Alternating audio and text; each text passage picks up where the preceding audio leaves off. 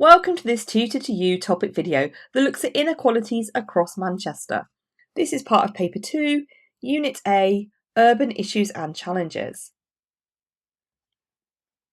Manchester is a diverse and vibrant city, but it also experiences significant inequalities in income, health, education, housing and employment. These inequalities often have a clear spatial pattern, with certain areas experiencing persistent disadvantage while others have undergone regeneration and growth. The differences are often most noticeable between the inner city and more affluent suburbs. We are going to start off by looking at the inequalities in employment and income using the example of Miles Platting and Newton Heath versus Didsbury, East and West. Miles Platting and Newton Heath are among the most deprived wards in Manchester, with high levels of unemployment and low average household income. Many residents have limited access to high-skilled jobs due to the lower educational attainment and due to digital exclusion, so a significant proportion here rely on benefits or low-paid work.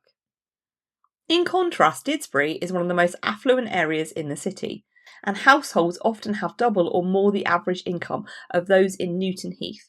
There are high levels of employment in professional and managerial roles and high rates of home ownership and access to quality amenities. Let's move on to inequalities in health. This time we're going to use the example of Harper Hay versus Chawton and Chawton Park. Harper Hay is ranked one of the most deprived areas in England, with life expectancy significantly lower than the national average, less than 72 years for men and less than 77 years for women. This area has limited access to green spaces and recreational facilities, which may explain the higher rates of mental health issues, smoking and obesity. In contrast, Chawton and Chawton Park have better access to GPs, more healthy food options and green spaces, and more residents engage in physical activity. This means that life expectancy can be 10 years higher than in Harper Hay. We also need to consider the inequalities in education across Manchester. We are going to use the examples of Moss Side versus North Endon and Didsbury. Although improving, Moss Side still has lower rates of GCSE attainment, with struggling schools and higher numbers of pupils with English as an additional language. Many students face challenges from poverty, housing insecurity and overcrowding, and therefore they might have nowhere quiet at home to study, or they may be holding down a part-time job, so may not be able to give over much time for revision. In contrast, schools in North Endon and Didsbury perform well above the national averages, with higher progression rates to university.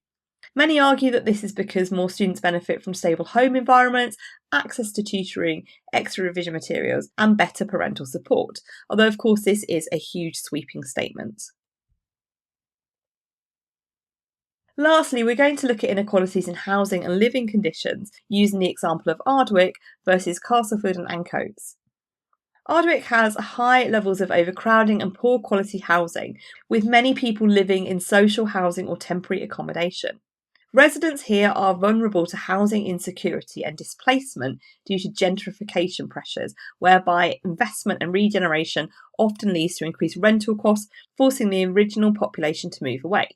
In contrast, Castlefields and Ancoats, close to the city centre, are former industrial areas that have seen rapid urban regeneration, creating high-end apartments and investment properties.